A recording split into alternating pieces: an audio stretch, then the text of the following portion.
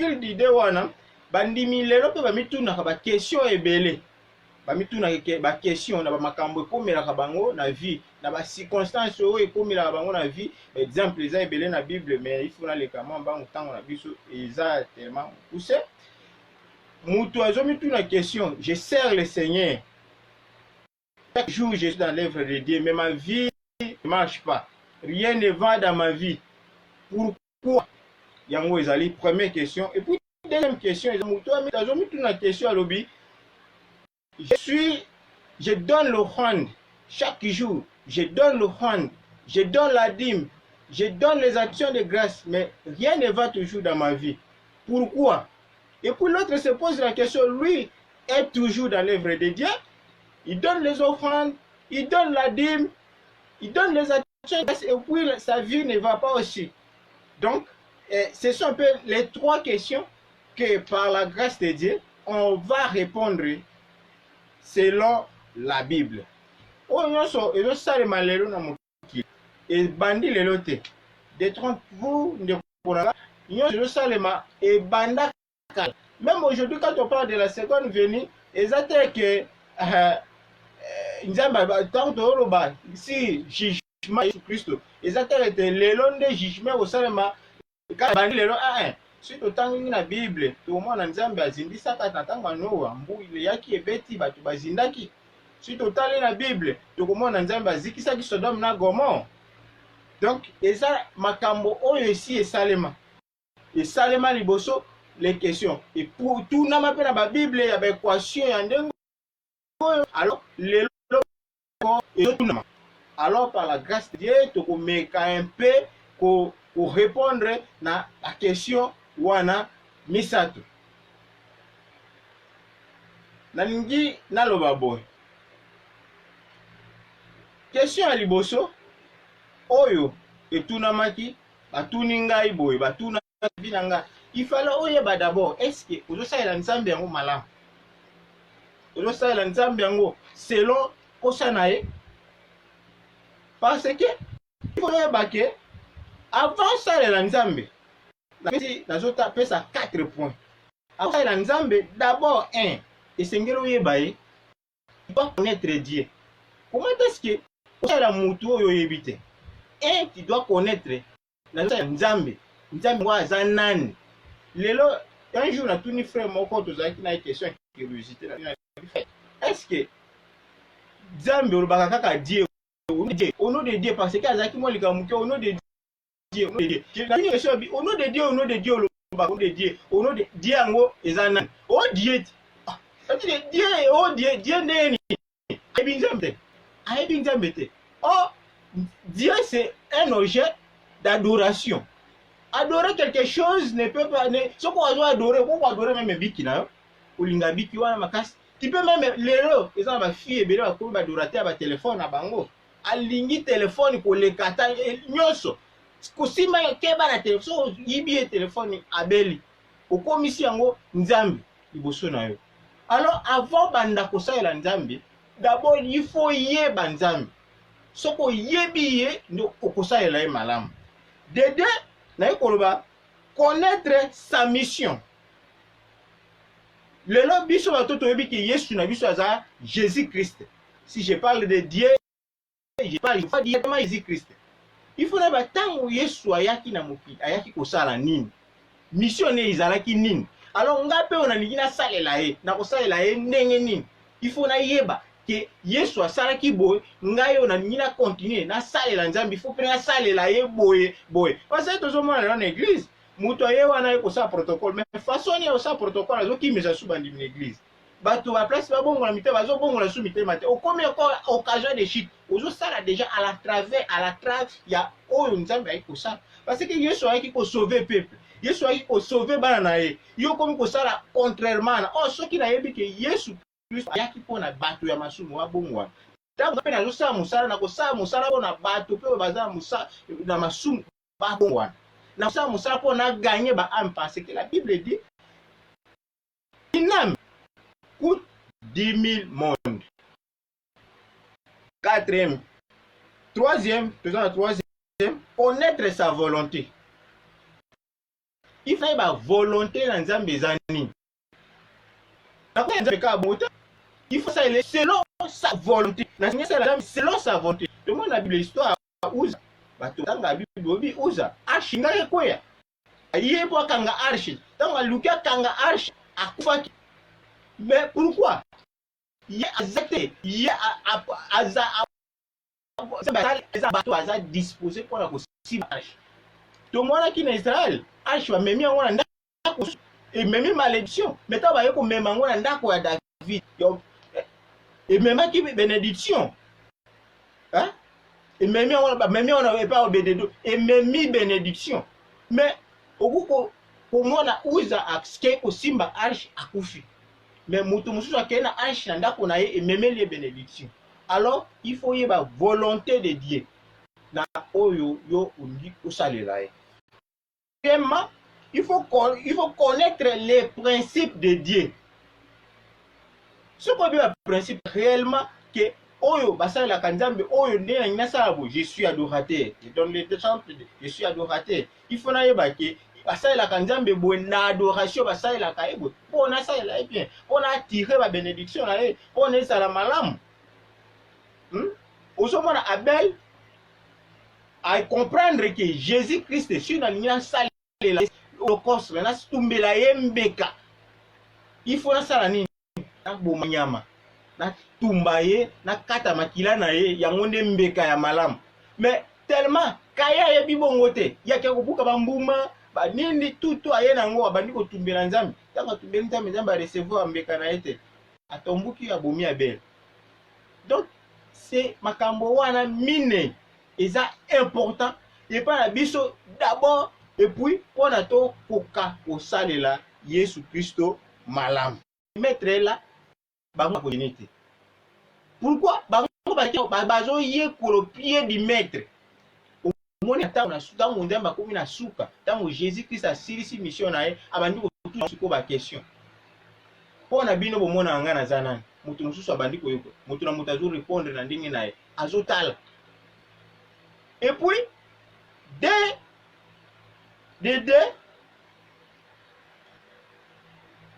Tamba benga ki baye kolina ye ba juita kola ba juita ya kolanda ye ya koyeba ndenge lo yengeni ya osala nzambe puis nzambe ya place asa former bango ayaki kotondisa bango na molimo mosana atikaki bango ndenge wana te atondisi bango na molimo mosantu po bakoka kosala liwa bavandi wana bazeli ti tango Yesu puis aye wana aye koyebisa bango aye dans tout le monde baptiser les gens au nom du Père et Fils et Saint-Esprit. Mais yebisi bango bozela nano bokende te jusqu'à ce que molimo mosantu ayaki koya nde babimaki babake kote baye ko comprendre que le nom du Père et Fils et Saint-Esprit c'est le nom de Jésus-Christ. Et l'autre c'est qui va comprendre que le nom du Père et Fils et Saint-Esprit c'est le Saint-Esprit. Ce qui va comprendre que le nom du Père, Fils et Saint-Esprit, c'est le nom de Jésus-Christ. Donc, avant que ça l'ensemble, tu dois d'abord chercher le Saint-Esprit. Tout le monde qui dit Saül. Saül a hier à la dira Damas pour Bouma. Dans la couille, il y a mon ange de l'Éternel à couille. Et pourtant, à couille, il y a un qui va mis na Damas. Prophète a assemblé étant assemblé miso na efongwami et puis la Bible dit que abandaki komona azongera kisu komona et puis Bible le déclarer sur la Bible il a reçu le Saint-Esprit tango azumuli omusantu nde pesi mena ndingisa ya kokenda kote mais lelo na kati ya église na biso okomona mote azote ya otali azana muli omusantu otali mutu makambo azosala te ozomona ba fruit ya Saint-Esprit te ostali mutu ninga zo bikila ninga zo sala musala nzambe zo mwa ba fruit ya molio mosantu ezate mais azaka ka pressé ya kusala musala nzambe mutu azaki lelo botse loba bongo motema lobo kuna akomi kotea mais aujourd'hui formation tu dois d'abord être formé et puis recevoir le Saint-Esprit pour osala nzambe malamu okosala nzambe ko orienter okosala musala mondeni sans le Saint-Esprit Donc tu dois chercher le Saint-Esprit. Le Seigneur doit saler la nzambe malamu. Na mokili corrompre quelque part corrompre na jamais corrompre mais nzambe ba corrompre kete. Et Seigneur na yo o luka molimo mosantu oyeba o connaître sa volonté, oyeba volonté na ye, oyeba mission na ye, ezalaki nini pe les principes na salela nzambe nini ese nzambe bien soko bandi olandeli yango oyebi nyonso wana ekupermettre osalela nzambe pe nzambe akopambola yo en retour. Et puis to Seigneur toyeba bo la Bible dit que salela na esengo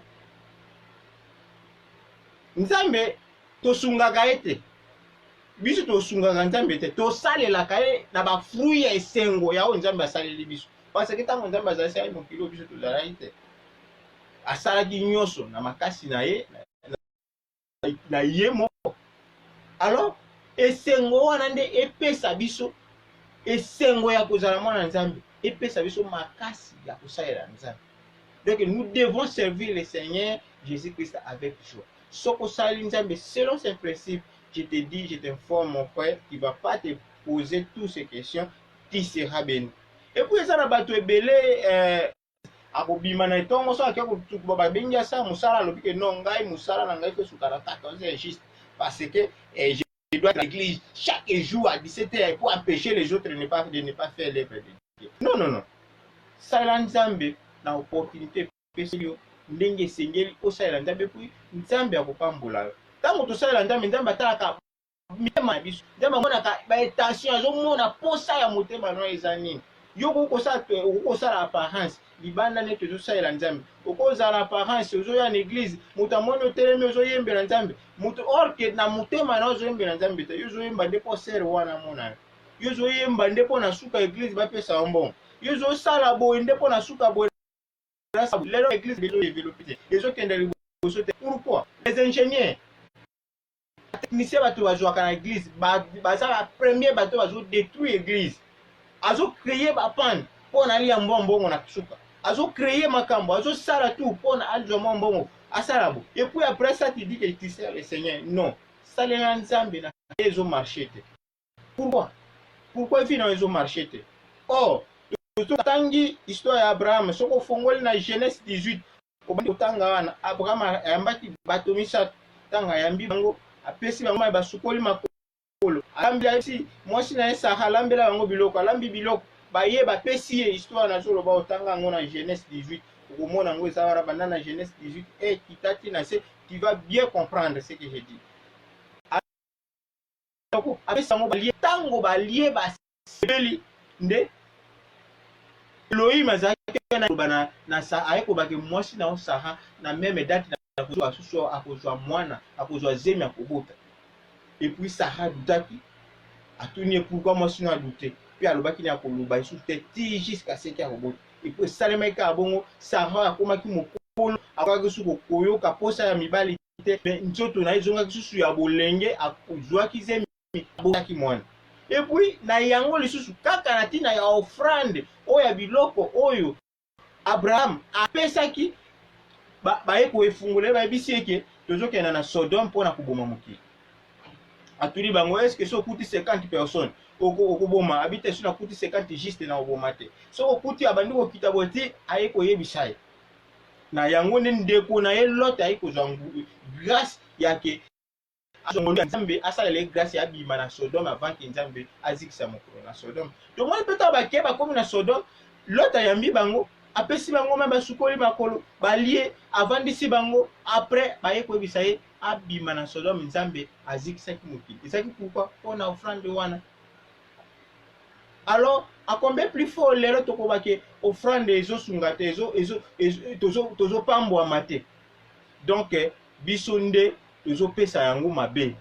La Bible dit ce que opesi moto vers moko amai à cause de mon nom tu seras béni.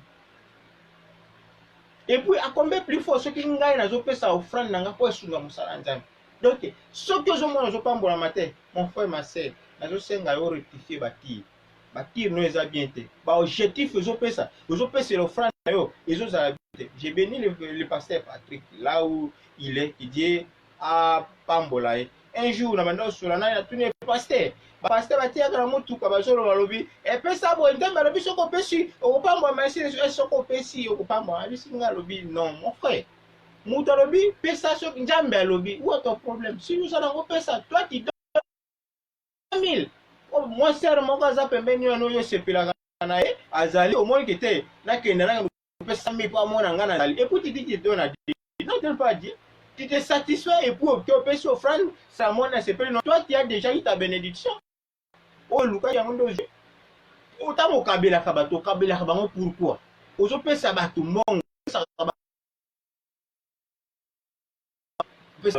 Donne-les au nom de Jésus, donne-les à cause de Jésus, et puis tu seras venu, ta vie va changer, tu vas voir l'évolution. Donne la dîme comme il faut, qu'on peut sa dîme à l'occupante, peut sa offrande est suffisant. Car il est fidèle. Peut sa offrande, peut sa on a bon. Peut sa y est pour na bolingo nanzam. Sunga moninga no pour na bolingo nanzam. Yango nde muke na bongisaki mpona kosolola bino na pokwa ya lelo nzambe apambola bino na bref ya muke ya kosala mwa refingi na lobi ete kosalela nzambe efutaka certainement esalela eselon te principe avant salela nzambe luka oyeba liloba na nzambe avant salela nzambe uyeba volonté na ye luka oyizwa molimo mosate sala le saint esprit kosala ye bien te okozala beni te tire nde bamalédiction na vie na yo luka molimo mosantu kozala nano presse te ya kokwatana na nzambe zala nano na posa ya koyeba mambo na nzambe zala d'abord na posa ya kozwa molimo mosantu mpo molimo mosantu nde akolakisa yo akotambusa yo na kati na solo nyonso akolakisa yo ndenge nini osengeli réellement kosalela nzambe. Et pour la deuxième question nalobi bo ete pesa moninga na yo à cause de Dieu kopesa moninga na baintérêt ya mabe te ngana ko mona ke ekomi na naza na posa ya ke to peut-être apesa nga mosala na komi ko kabila et puis tu dis que tu donnes à Dieu, tu donnes pas à Dieu. Ozo tena na église ozo komi na église bazo senga offrande tango ozo pesa wona esprit ya kosunga mosala nzambe mais tango ozo pesa offrande na kati église na idée na yo ozo loba ke nazo pesa po basale baza bamona ngai basalela nga boye basunga basepela na ngai yeba ke to bandeko mosuba mona ngai naza na mbongo yeba ke wana opesi nzambe te obwaki mbongo no ya pamba ozo pesa dîme non na kati église ozo ke no pesa pasteur dîme yo lo pesa pasteur dîme amona ngai ke ngana yaka ko pesa mbongo po ali pasteur sepila na ngai amona ngai mutu malamu qui sera pas béni. Donc pesa offrande na on a bon objectif fait bien comme il est écrit to pesa moko na zomi na zo pesa nzambe na ngai et puis tu vas voir la main de Dieu dans tout ça. Et puis la Bible dit cherchez vous trouverez. Beaucoup de bichons dans l'église bazo sala nzambe bazo linga ko luka te bazo kanisa ki ba pasi na bango nde ko changer nzambe. Non zwata na yo pe ya ko luka zwata na yo ya kosenga nzambe zwata na yo pe ya kobondela mpona vie na yo et puis nzambe akosunga yo la vie ekokenda malamu nzambe apambola bino nyonso tu tika te kimia na ye ewumela